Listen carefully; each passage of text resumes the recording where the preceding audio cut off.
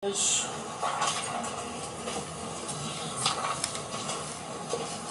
how are you? Good.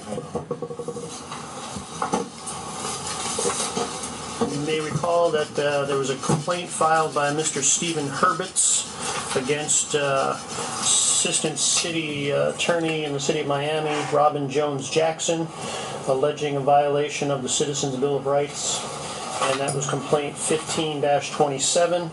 We had a probable cause hearing on that case. You made the recommendation of no probable cause following my recommendation. And Mr. Dubbin is here on a motion for you to reconsider that determination. Good morning, Commission. My name is Sam Dubbin with the law firm of Dubbin and Kravitz, LLP, 1200 Anastasia Avenue.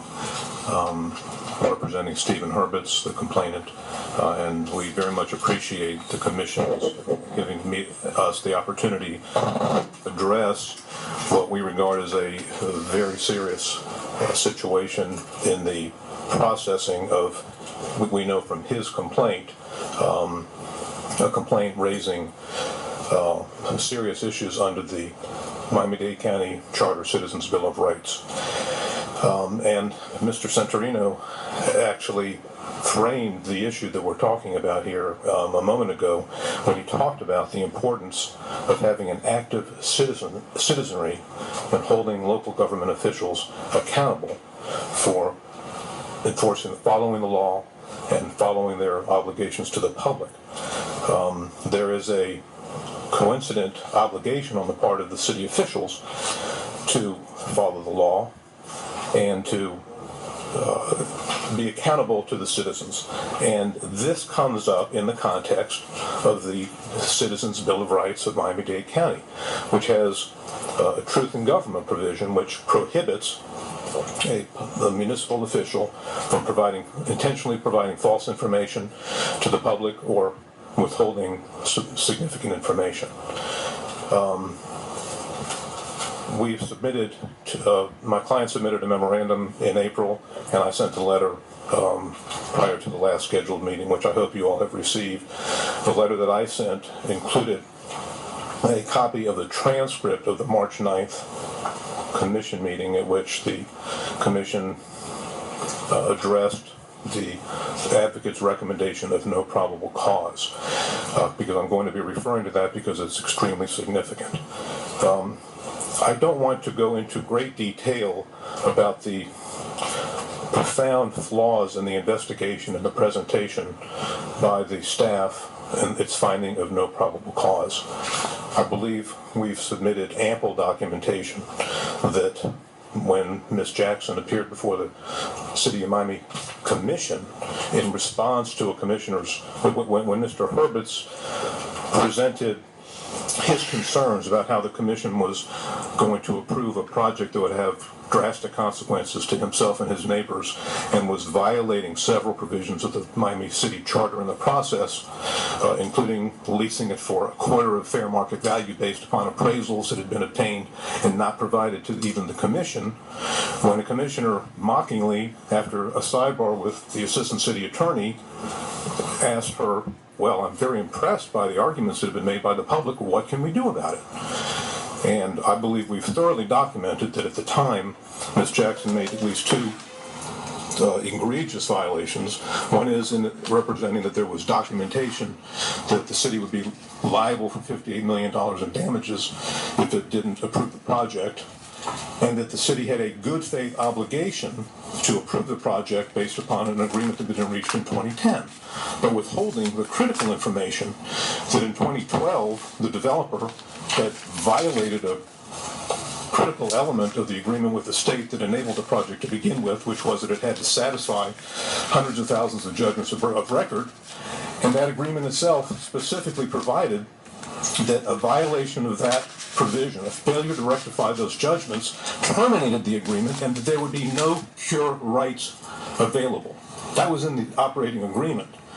And the allegations of the complaint was when Ms. Jackson made the representation to the city commission that there was a good faith obligation, she failed to advise them of the fact that this egregious breach had occurred, which would, in the mind of a reasonable commissioner, given them the opportunity to question whether or not that good faith obligation continued. And so in the process of having this discussion about Mr. Herbits' complaint with the staff, we provided a lot of information, but we were never told that Ms. Jackson's principal defense for not advising the commission about the breach and the termination of the agreement was that she believed that the developer was in the process of curing the default with the state, and that the city had an obligation to let that happen. But the documents themselves say there's no cure right. And Ms. Jackson didn't provide the staff with any proof that they were in the process of curing. There were ample documents between the state and the city showing that the state absolutely rejected the idea that there was a cure right.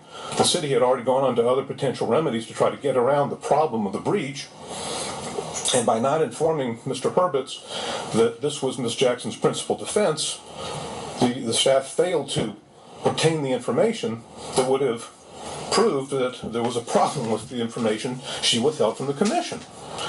Now, before seeing any of the things we filed, one of the commissioners, and I got this off an oral transcript, so I don't know exactly who it was, but it was a female commissioner who asked the question. This complaint says that there was withholding of material information. And I, as a commissioner, would like to know, and I'm being told that if we vote no, that there's a potentially serious breach worth $58 million that's going to exhaust the city's reserves. I'd like to know if there's a counter-argument to that. The commissioner pressed for more details from the advocate and the staff about contrary information. And as the memorandum we supplied shows, the advocate and Ms. Jackson's attorney continue to push the idea that that the city was in the process, was respecting the developer's right to cure. And eventually, when someone explained that to the questioner, that the state agreement allowed for cure and the city was permitting that to happen, the questioner backed away. But the fact of the matter is, the state agreement did not allow for a cure. And that was expressly in the document, and it certainly was known to Ms. Jackson. It was abundantly demonstrated in correspondence with the state, but for whatever reason, the advocate never asked for that information, some of it was in their file and it was ignored by the advocate. And when the commission was asking the question, hey, we want to know what are the parameters of what it means to withhold material information, instead of forcing that issue to be confronted as part of a very serious truth in government violation, the questioner backed off because of the belief that the cure rights were being pursued and were allowed. So now we were confronted with a request for reconsideration, or I would possibly deem it a request to order a reinvestigation. Did you indicate when you started that you filed something with us? Yes. Does anybody have it? This was the letter I sent in June, Joe, that had the copy of the transcript attached to it. And I believe I don't have that in my papers that I can find. 27. I don't have the transcript either, but I believe I'm the unidentified commissioner. I'm sorry? It should be I am the unidentified female commissioner who tends to ask a lot of questions. my motion. That's on Mr. Herbert's letterhead? I have your Well, that was Mr. Herbert's memo, but I sent a letter dated June 6, 2016. Mr. Gubbins' letter and Transcript. We don't have it. At least I don't see it.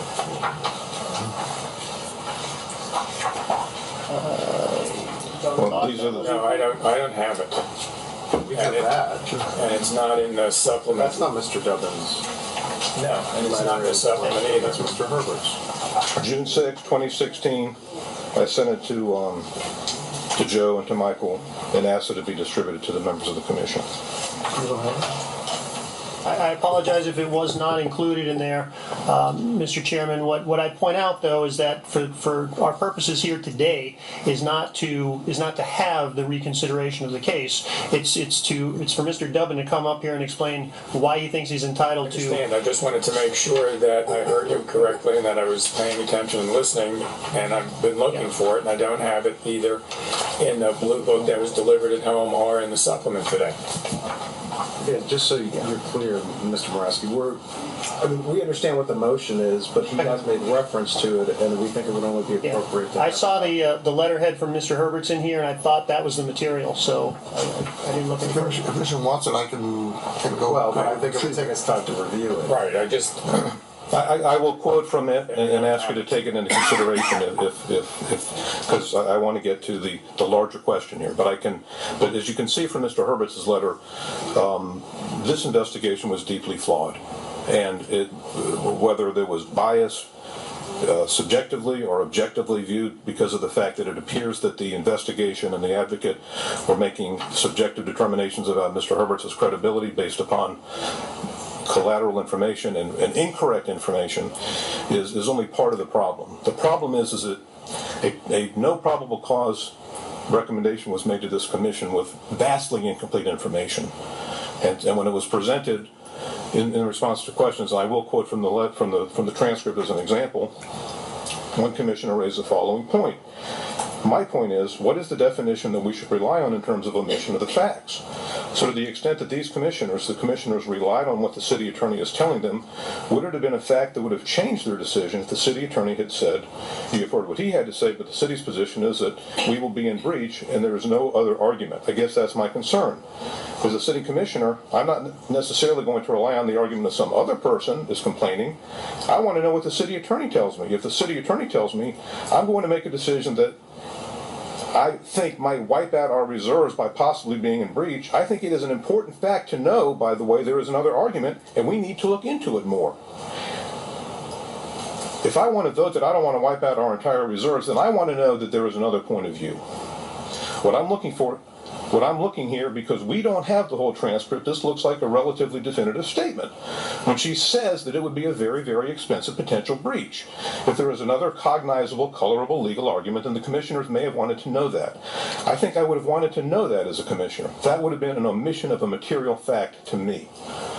And then the argument was made, well, the city's position and Ms. Jackson's position is that they had no choice because the developer was pursuing a cure right. And as is included in the materials that I gave you, if you look at the agreement between the state, the developer, and the city binding everybody, it specifically says that when the developer fails to satisfy those judgments, that is not curable. So the premise upon which Ms. Jackson defended herself against the charges is not true. And that the counter argument was not obtained in your papers, and the advocate and the staff, for whatever reason, overlooked, didn't ask, ignored. I don't know, but they did not get to the essential facts going to Ms. Jackson's defense, nor did they apprise us that that was her central defense. So I'm now going to address the arguments that have been made by the advocate and the respondent as to why you should close the matter and send my client packing. That would be a terrible thing to do. It is true that there's no right of appeal in circuit court if you're a complainant whose complaint has found no probable cause. And the commission affirms that. So this is the end of the line. But there is nothing in your rules that precludes you from reconsidering it or from sending it back for a reinvestigation. Nothing precludes that. And anything that's not precluded, I would submit, is allowed. That then brings us to why you should do this. The truth, again, going back to Mr. Centurino's statement and the fact that we've got a charter, truth in government provision as part of the Citizens' Bill of Rights. These are not words on paper. The governments, the local governments, have a tremendous amount of power over the public and their taxing power and their power to approve projects that could have massive consequences for people's traffic, quality of life, environmental quality, and the like. the county has ordained that it is a violation to give materially false information or to withhold significant information. And this commission has the power under the charter, is given the power under the charter to enforce those provisions. The way it works today, the data from the last 24 months show that the advocate has recommended, once jurisdiction was established over a complaint, the advocate has recommended no probable cause on 66% of those claims. And then once they get to this commission, 98.5% of those recommendations have been approved. So I can now see, and my client can now see from the vantage point of this case, how potentially deeply flawed that process can be. Because certainly here, this commission did not have the full set of facts that it needed to address Mr. Herbits' complaint, to satisfy the requirements of the Citizens' Bill of Rights, or to address the commissioner's questions. Tell me what was done there, because I would like to know more about whether she was withholding material facts, about whether or not the city really had to vote yes, or whether there was another point of view. So you're sending this back for either reconsidering it based upon the information that we've supplied, or sending it back for reinvestigation. It's completely within your rights, and it's completely, I would venture to say, within the public's expectation that this is a meaningful process where commissioners from a mandated, diverse set of backgrounds with prosecutorial, judicial, city commission, academic, practical experience come together and decide whether, how to enforce these provisions. And I would go further and say that under Article A-17 of the Charter, it is specifically the responsibility of the Commission on Ethics to review, interpret the Citizens' Bill of Rights.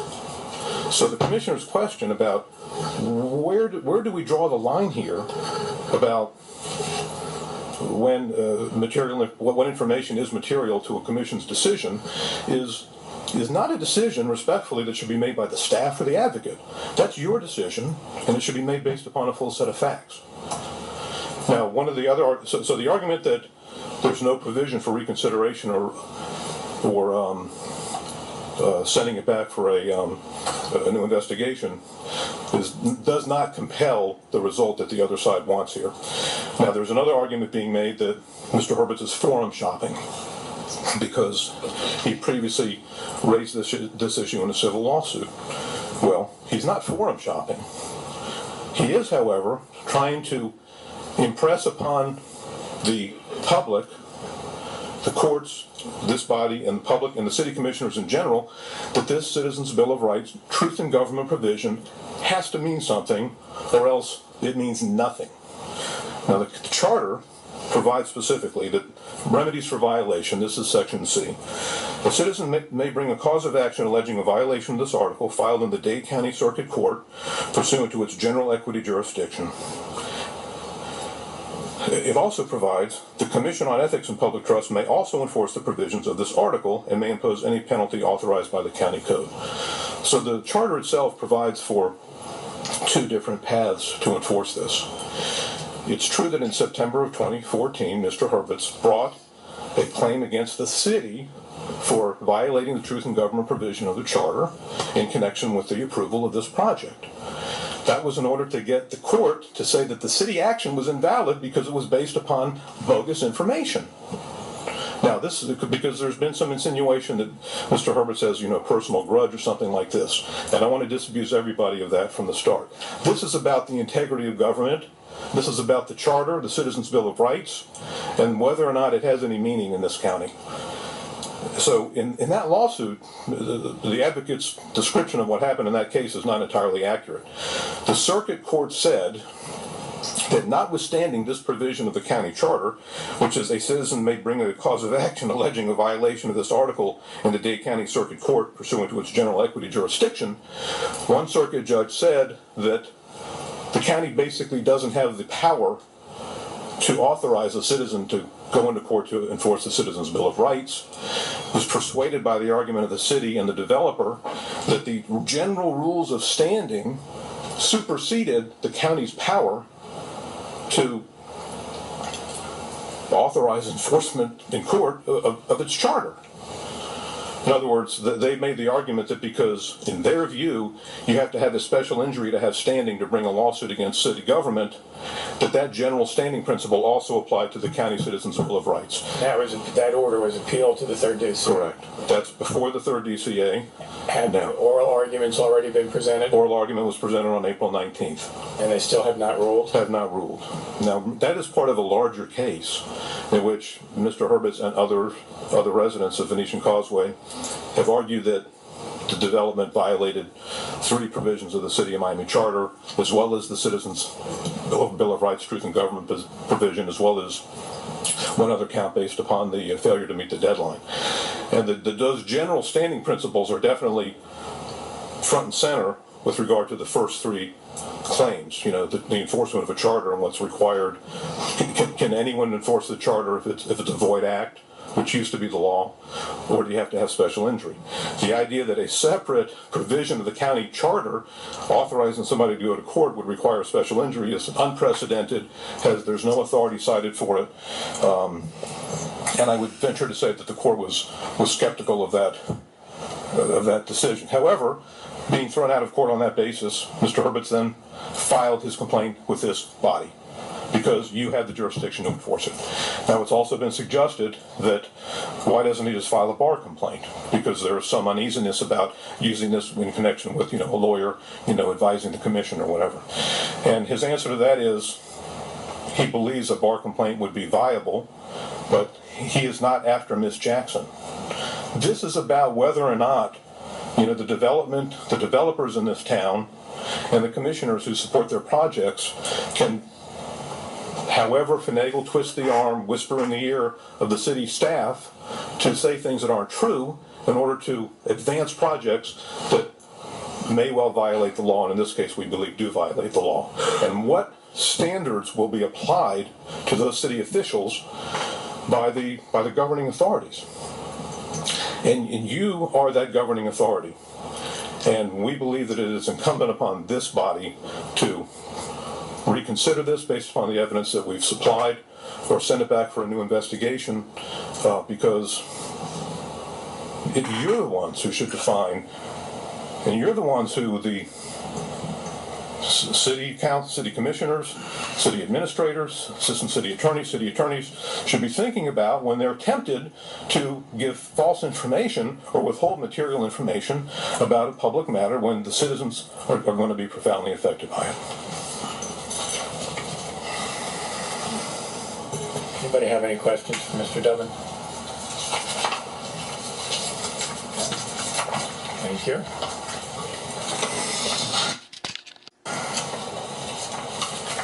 Mr. Chair, could I just address a few of those comments that were made? Okay. Can you focus first, though?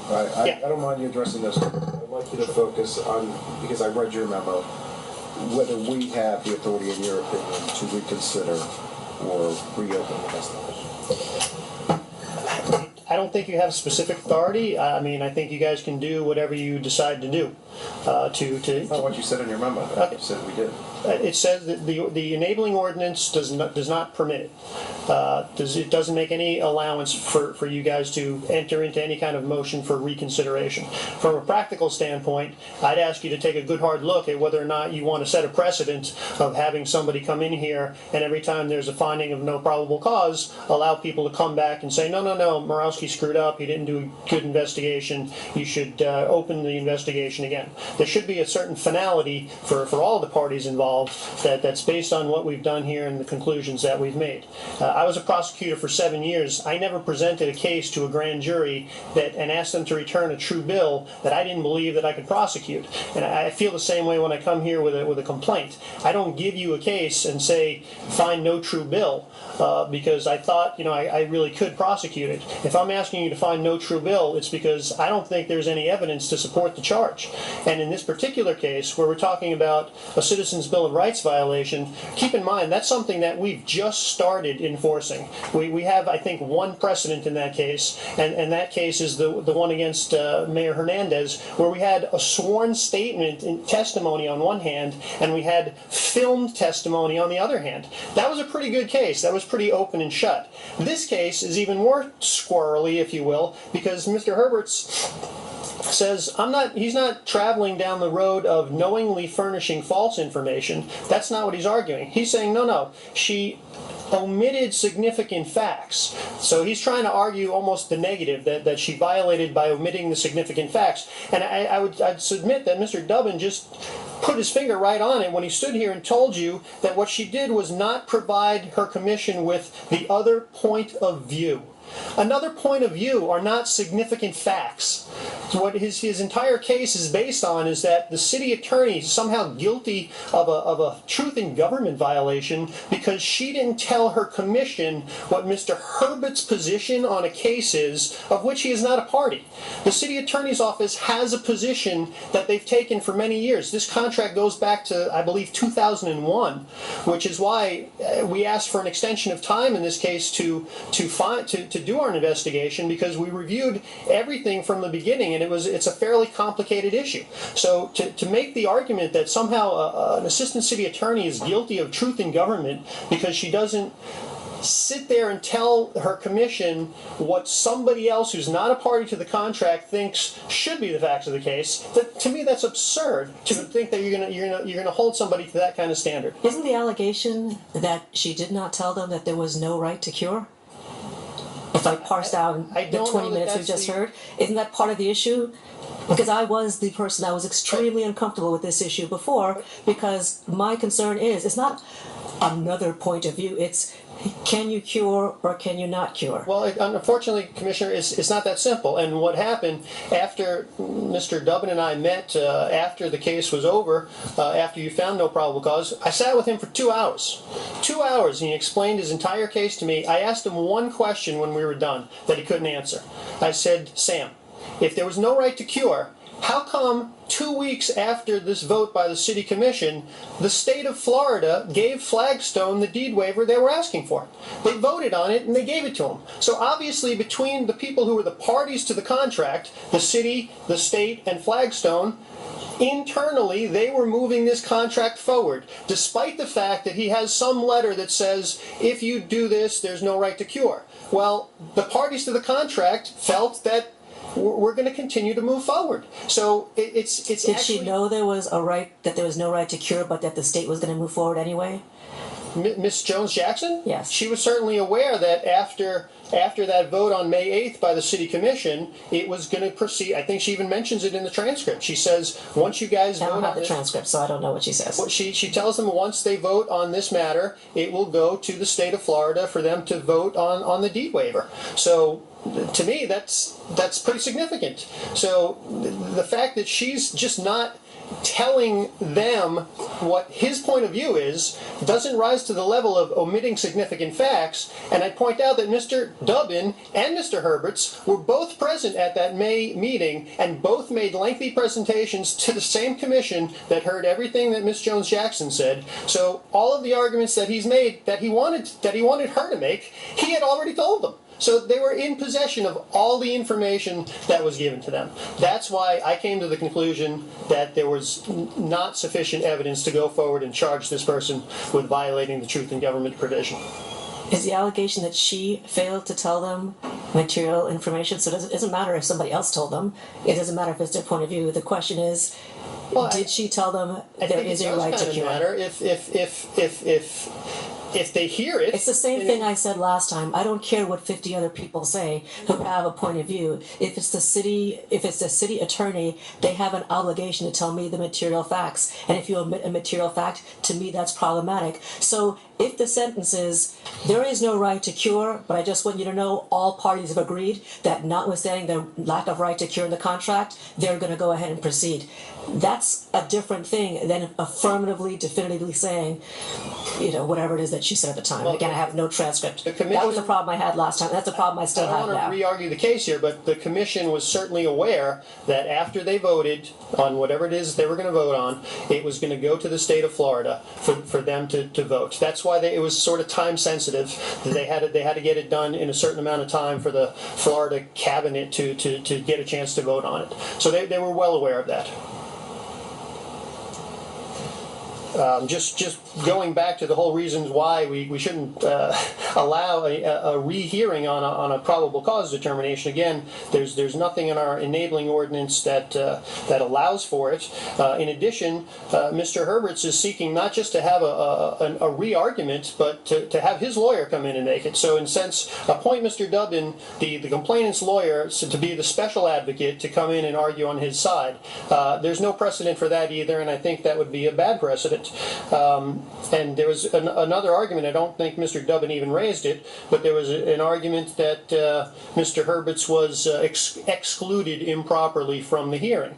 Our rules of procedure provide that a person who files a complaint for an alleged violation does not affect the citizen activist in a way distinct from the general public, is not permitted to be here in the closed session. And even if they are permitted to be here in the closed session, they're not an active participant. They're allowed to observe. They're not allowed to get up and make all their arguments or push me over to the side and say, no, that's not the argument that I want you to make. I think Mr. Herbits, when he filed this complaint, was under a severe misunderstanding of what the job of the advocate is. I am not here to just push forward his view of the case. My job is to investigate both sides and then make a determination about whether, based on all of this, there's enough evidence to file an ethics complaint against someone.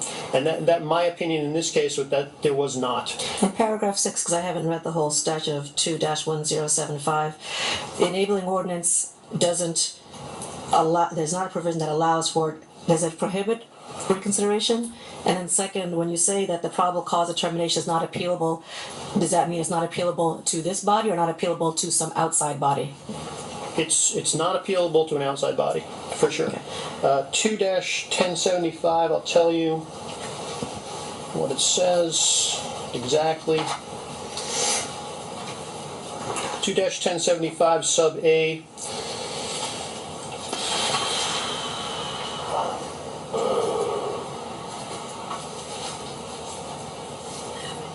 Any final order where the Ethics Commission finds that a violation has been committed or any advisory opinion issued shall be subject to review in accordance with the Florida Rules of Appellate Procedure. So in the case where there's a final order saying that no violation has been committed or no probable cause, that is not subject to review.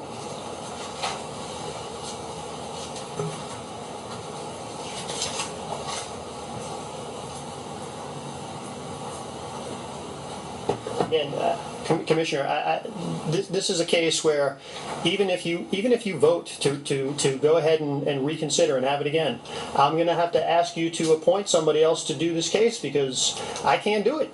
I mean, I've gone through the evidence, and I don't think there's enough here to prosecute somebody based on this charge. So if you want to appoint a special advocate, I'd ask you to do that if you want to reconsider and have somebody else go through all this stuff again. But I don't think the case is there. I'll just make one final comment, and I know we could wrap it up unless anybody else has questions. I am completely aligned with your view that people shouldn't be able to come in every time they disagree with a probable cause finding. I guess given, the director's comments about issues in Opalaka and trust in government, and recall the Commission on Ethics and Public Trust, when you have an issue like this that goes directly to public trust, I don't think it's in the same category of no probable cause to find something that is on a much smaller, more individualized basis. So I'm not sure how I'll vote on the motion, but I guess I want to make it clear on the record that I think there are times, and I don't know what statute enables a reconsideration, and it may not be for this case, but I don't think we should just go by the people shouldn't be able to appeal every single thing that comes before us, because obviously that would be ridiculous. That's why we go through all these lobbyist appeals, which is not a good use of time. But the reason I was so troubled with this last time is I think you have to be held to a higher standard if you're the city attorney talking to the city commission than if you are someone that's a regular lawyer advocating for your client, because she is the client for the city and she's the attorney for the people. I'm sorry, attorney for the people and attorney for the city. So she has to be held to a higher standard. I would consider an omission of a fact a problem, and that's why I asked whether or not it might not change anybody's idea or vote, but she didn't say it, so that's a problem to me. Mr. Senator, and you seem to. Well, I'm just going to, I don't know necessarily say that this is going to affect this, but in terms of the concern about that, there is one occasion in which this board did reopen an investigation.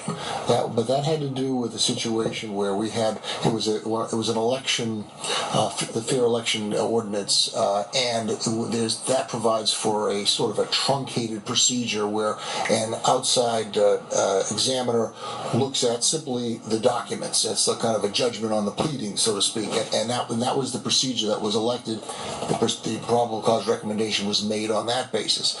Turns out that I think the individual involved came forward and said, "Look, I didn't have a chance even to be heard," and as a result of the fact that there was information that was not available to the person that made the recommendation, there was a reopening, although it ended up the same decision was made. But I mean, I think you'd have to be able to say, well, there was evidence that was not available at the time of the initial determination in order to exercise that type of discretion. That's the only precedent, and it only happened because it was clear that there was evidence that was simply not available to the examiner. And I didn't say this also. I want to make it clear. I'm not giving any credence to some of what I thought were some ad hominem attacks on Mr. Morawski in terms of investigation skills or the thoroughness of the attorney. I'm just asking a bigger picture fairness issue. So I want to make it clear that there were some statements in Mr. Dubbin's letter that I didn't think were particularly fair or appropriate, and I'm not giving any credence to any of that when I ask these questions. It's really more for my understanding. Vivian Reyes on behalf of the respondent Robin Jones-Jackson. I submitted a submission in opposition. Did everybody get it? That's in your supplement. I'll be brief because I know you have other cases. And my emphasis is on what has happened in the past, and whether or not there situations like this for reopening have occurred, or the request has occurred. And I draw your attention to Fisher Island. It's a case. I went by the rules, and I just researched it to death. So, that's what I'm giving you. I'm actually giving you case law that I found and the rules. Not the facts, rehashing them again, because that's not what we're here for. We're here to determine whether or not to rehear this case or not. And if you look at Fisher Island, in that case, it was a closure of a case, and it was determined that the commission makes a non-reviewable quasi-executive decision when it determined that the complaint was not legally sufficient. And that was agreed, and that's the way the court ruled. Additionally, I also provided, in a bigger picture, Mulgado, which seems to be the landmark case, Mulgado versus Rodriguez, and that was against an assistant state attorney. So it's similar in the sense that as a prosecutor was being alleged to have done something incorrect, and the commission and the appellant it was considered that the appellant, who was the complainant of the ethics complaint, was not a party. Only the respondent is a party, and obviously the advocate. But the appellate process, based on the rule that Mr. Morawski read, 2-1075, is consistent with that, which is the final order. It says a probable cause finding, which means the respondent is the one that has the right to appeal. And reconsider. It doesn't. I didn't find any cases or any rules or any ordinance that allows a reconsideration of a no probable cause, because in essence, you trust the prosecutor to make that decision, just as an assistant state attorney does. So I would request that the request for reopening is denied. Any questions?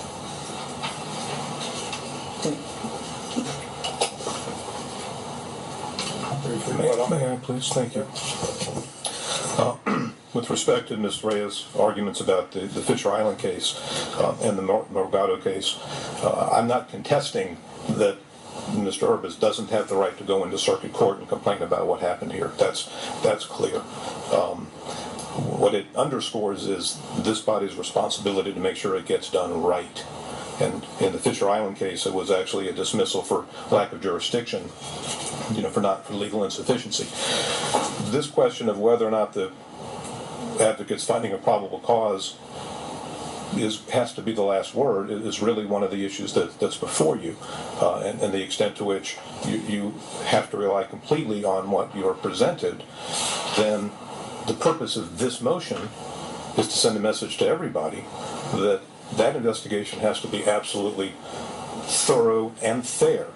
And by the way, it was Mr. Herbits' letter that I believe you're referring to that you had in front of you that had language that you thought might be ad hominem. But I do want to address a couple of those points that were raised here, okay? First of all, Mr. Morosky completely ignores the actual context of the city commission meeting at which these misrepresentations and withholding of significant information was made.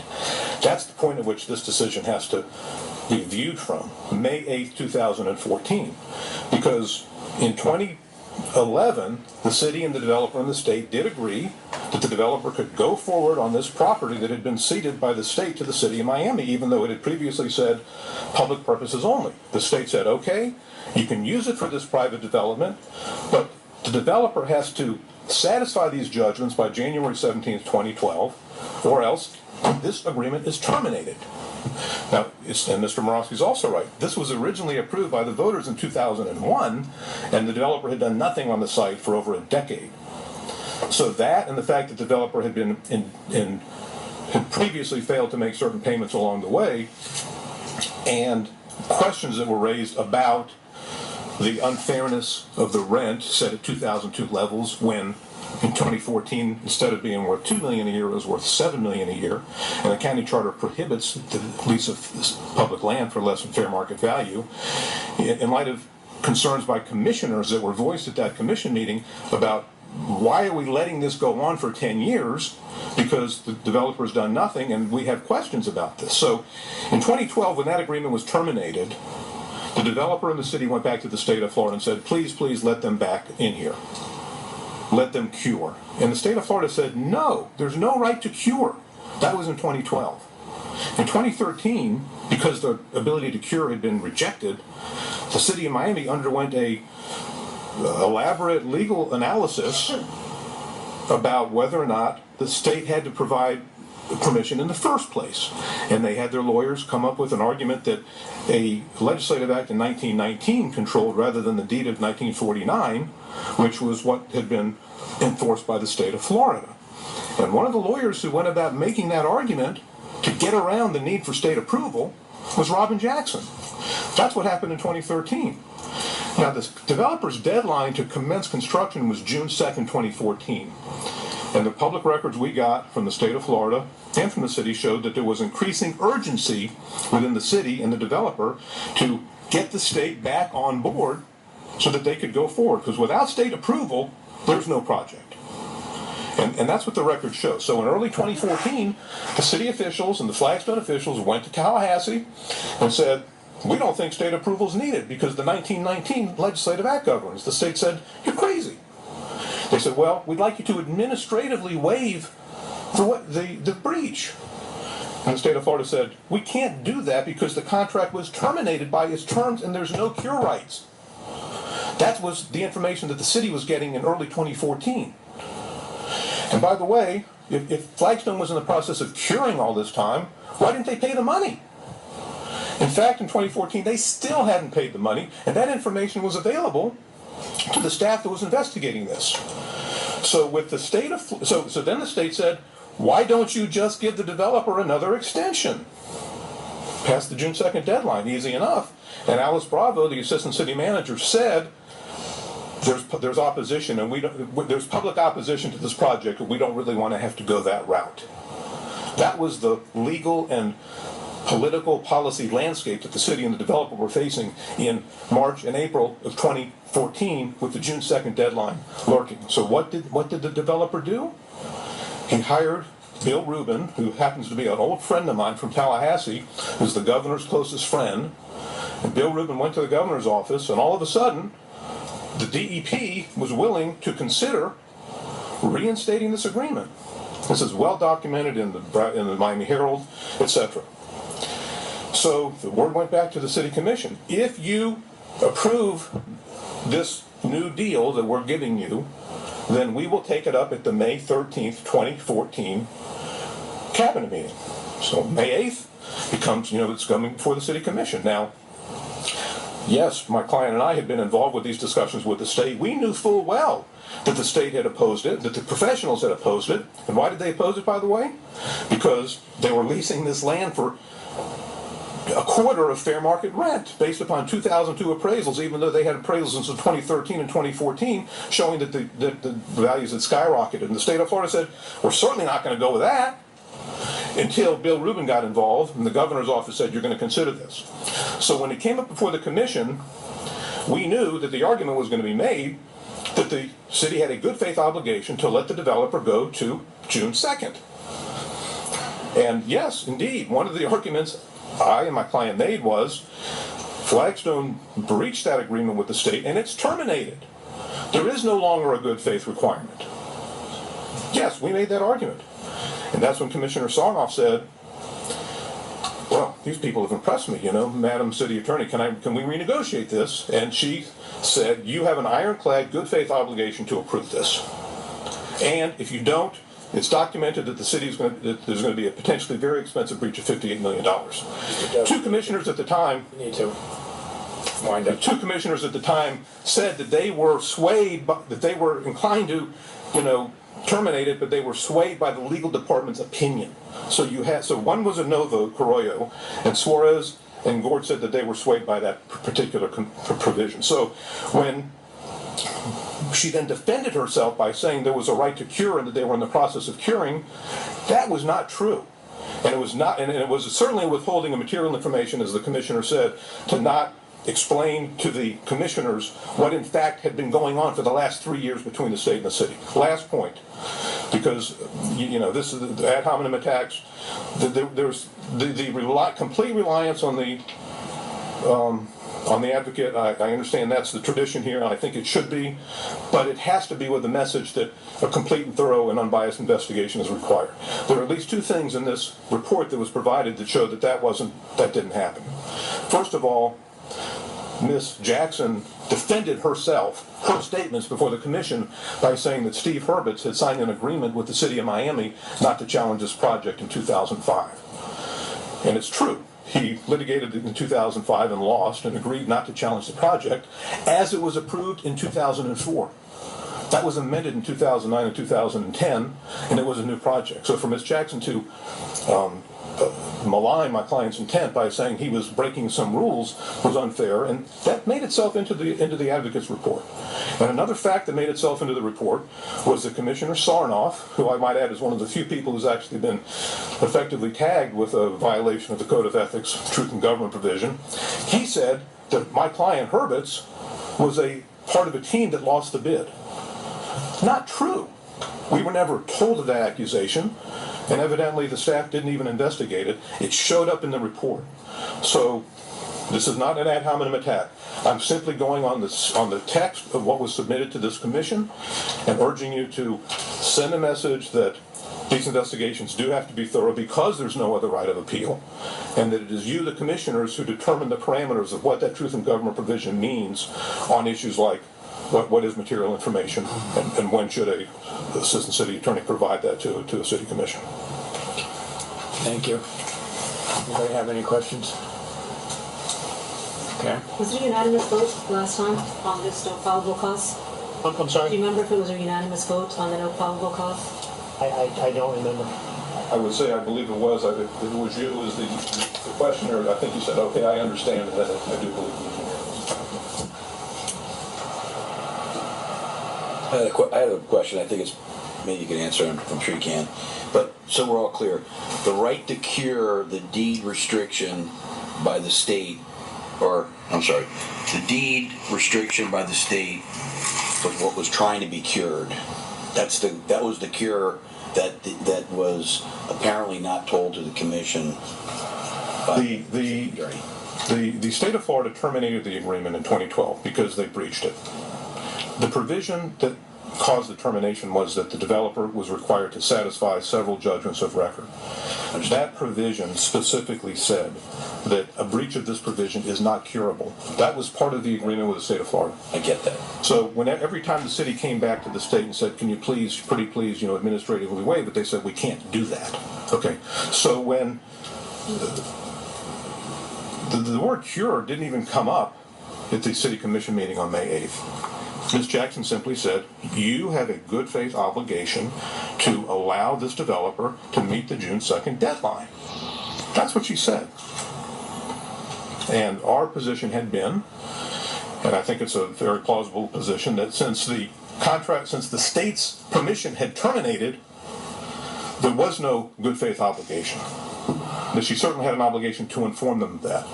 And the reason that the cure is so powerful here is that we never heard it even in our discussions with the staff or the advocate. It wasn't until we saw the report and saw that Ms. Jackson's defense of her behavior was... Stay with the question that was asked. And I'm sorry, I'm not re-argue. No, I get it. The city had to let them exercise their right of cure, which didn't exist, and she knew it didn't exist. Right. So it's a reflection of her state of mind that she had to make something up that was untrue in order to defend herself against the face of the accusations.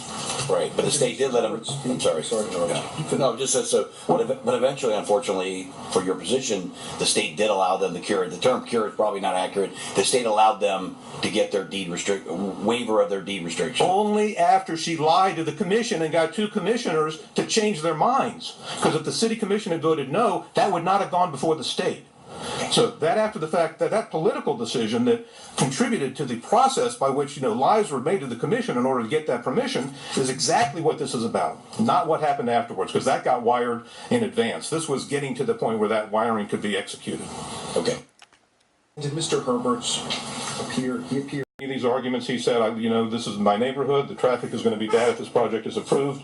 Emergency access is going to be restricted if this project is approved. There's been no current traffic studies, which was true. And he said, the charter forbids the commission to lease public land for less than fair market value.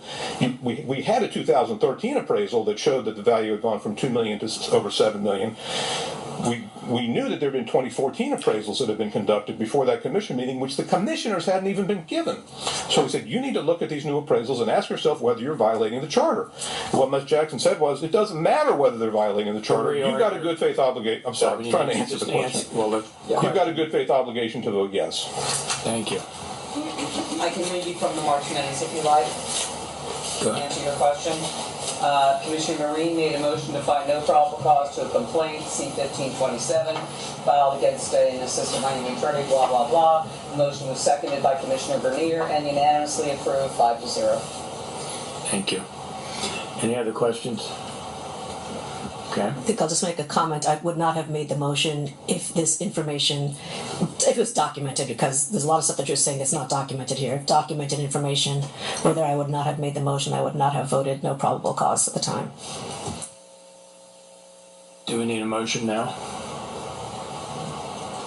Anybody want to make a... You need a vote on the motion to rehear the case, Judge. Anybody want to make a motion? A motion opposing the complainant's request to reconsider probable cause determination. For the motion, to be clear, there doesn't seem to be any rule prohibiting it, but there's no rule allowing it either, correct? That is correct. Okay, and the only exception has been when there was information that was not readily available. It was not available to the... Yeah, okay. As far as I know, the information was available to Mr. Morosky in this case. Anybody wish to make a motion at this time? I'll make the motion. I think it should be voted on. Okay, make a motion. I make the motion that we approve or grant the right to reconsider this no probable cause hearing, no probable cause finding by the commission. So your motion is to not accept the advocate's recommendation?